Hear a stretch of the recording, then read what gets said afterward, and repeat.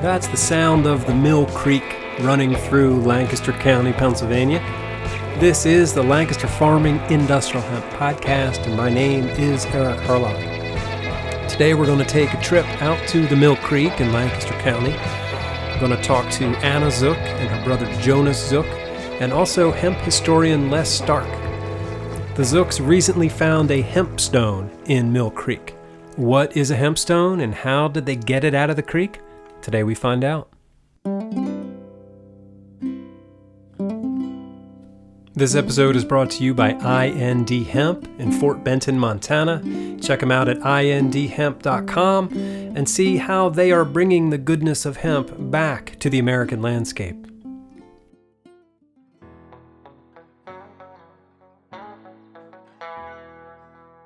So what exactly is a hempstone, and why did the Zooks find one in their creek?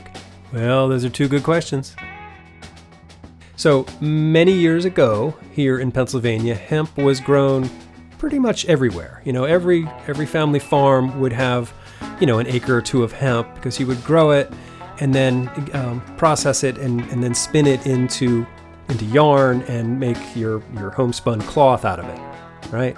Between hemp and flax, that was pretty much how people made clothes here in colonial Pennsylvania. So you would grow your hemp, and then it was cut and ret in the field, and then you'd take it to an area mill for processing, which, it was this great big conical stone that would roll around in a circle powered by a water wheel, and it would essentially crush the hemp fibers and soften them and remove any undesirable bits of hurd that were still stuck to the fibers. And then that processed hemp would be spun into yarn and woven into cloth. And so this process began to fall out of practice by the 1840s as other sources of spinnable fiber, namely cotton, became more readily available. And rather than keeping these unused hemp mills around, the mill owners dismantled them and would simply chuck the heavy stones into the creeks that powered their mills.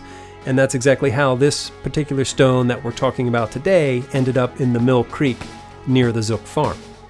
So first we'll hear from Anna. Tell me your name. I'm Anna. Anna. And so when did you notice this millstone? I don't remember.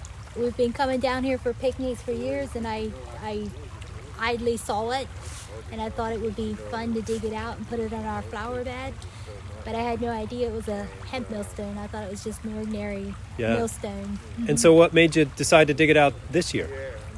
Well, I mentioned it to my brothers, and one evening they said, okay, let's go dig the hemp millstone out, and we did. But it was kind of terrifying because that creek bank is high, and it was much heavier than we thought it would be.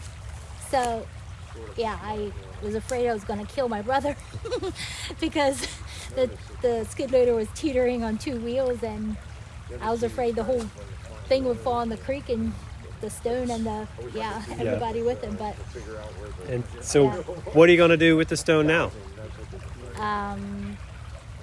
What are we going to do with it? Keep it, just plant zinnias near it. Yeah, I guess. Yeah, we enjoy having an old piece of history like that. So yeah. And then I talked to her brother Jonas, who actually pulled the thing out with a skid loader. All right. So first, could you introduce yourself? I'm Jonas Zook. Jonas Zook? Yes. Okay, and where are we here? We are along the Mill Creek in Leacock Township.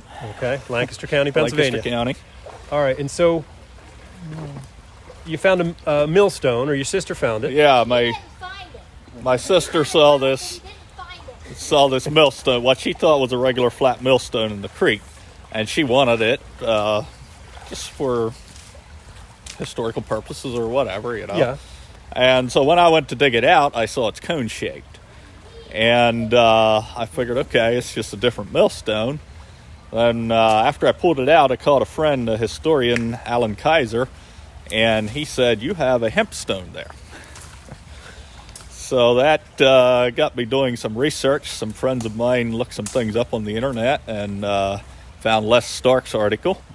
And then I wanted to see if I can get in contact with him to see if there's any information on any hemp mills here or anything. And yeah, that's And so this the is story in a nutshell. This is your family's farm. Yes. And you remember as a kid there was a There was a water here? wheel and a dam here, yes. Okay. But I never associated it with a mill or anything, or realized that what I do now is that the dam was probably a couple hundred years old. So describe to me getting the millstone out of the creek. Well, that was a bit of a process. So I parked the skid loader up here on the bank and stretched the chain across the creek, and somehow I got the chain through the stone and dragged it back. But once I got it up here on the bank, I didn't have enough power with the skid loader to lift it, but it was dry enough that I could come down here with the forklift, and I actually dragged it the rest of the way that way. Okay. And then where is it now? It's in our flower bed. All right. So, and what do you think about it? Like, where do you think it's going to lead? Anywhere, or just it's going to stay right there? Yeah, I mean, we intend to keep it. It's we like history, and it's part of our historical heritage for the area here. I don't think our family, our ancestors ever used it. I find no records of any mill on their papers, but I think the property, before they bought it, somebody had a mill here. Okay. How much do you think that thing weighs? I have no idea. All right. Anything else you want to tell me about your adventure with the Hempstone? Can't think of it right now. Okay. All right. Thank you, Jonas. And hemp historian Les Stark was there too. He was on our show in the early days. I think it's episode 6. So go back and listen to that. But he's written a book called Hempstone Heritage, in which he documents over 30 different hempstones that he's found in southeastern Pennsylvania, and he's documented the mills and all that. It's a fascinating look at Pennsylvania hemp history. So anyway, he was there in the creek with us. All right. Could you introduce yourself? My name's Les Stark, and I'm a hemp historian, and I'm the author of the book Hempstone Heritage. And you're standing here by this creek, looking where they took the stone out. How you have an estimate, maybe how much it weighs? Yeah, I'm guessing it weighs about 1,400 or 1,500 pounds. I have one at home, and we weighed that one, and it was 1,580 pounds. And the one that we weighed might be slightly larger than this one. It's roughly the same, so I'd say a good 1,500 pounds at least. Okay. What kind of stone is it? It's sort of, it looks to me like, which is common of hemp millstones, a sort of hard, pebbly conglomerate sandstone. Okay. If I had to guess, I'm not necessarily an expert on the stone, but that's usually generally what the millstones are made of. And what's your best guess as to when this stone was in use? My best guess is I think this one dates all the way back to the 1700s. The mills were in operation from as early as 1720 to possibly as late as 1870. But most of the stones we find, this one just has an older presence, an older feel to me. It seems to be pretty worn. So my guess off the top of my head is I think this one is probably from the 1700s, as opposed to the 1800s. So it's been sitting in this creek for a couple of centuries. Right, for probably 200 years. All right. Thank you, Les. So I've got some pictures of this trip out to the Mill Creek at lancasterfarming.com on the show page for this episode. And also I wrote a story for the paper that'll be in next week, but it's on the website right now, lancasterfarming.com. So check it out. It's also on our Instagram page at LF Podcast Hemp. So if you're not following us there, go over and follow us.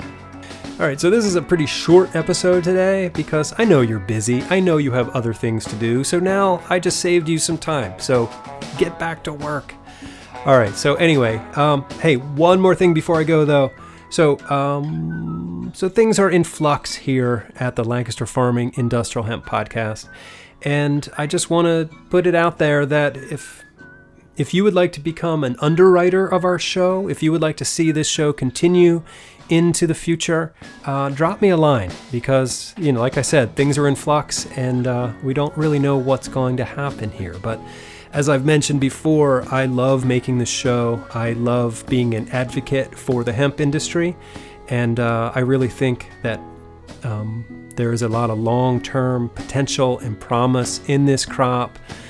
It's got the potential to revitalize economies and communities and heal people, heal communities, heal the planet. So I am excited to bring this show to you because I think it's just a small way that I can do good in the world. So hopefully you agree with me that you think this show should continue into the future. So drop me a line, send an email to podcast@lancasterfarming.com, or you could call and leave me a message, 717-721-4462.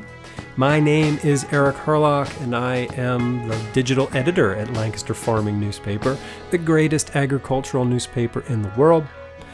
So thanks again for listening to our show, and until next time, I will see you in the newspaper.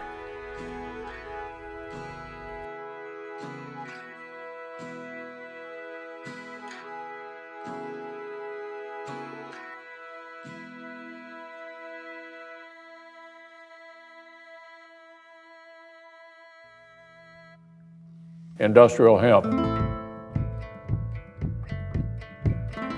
This episode of the Lancaster Farming Industrial Hemp Podcast is copyright 2021 by Lancaster Farming Newspaper, which is part of the Steinman Communications family. Today's show was written, recorded, edited, and produced by Eric Herlock, and any music you hear throughout the show is courtesy of Tin Bird Shadow.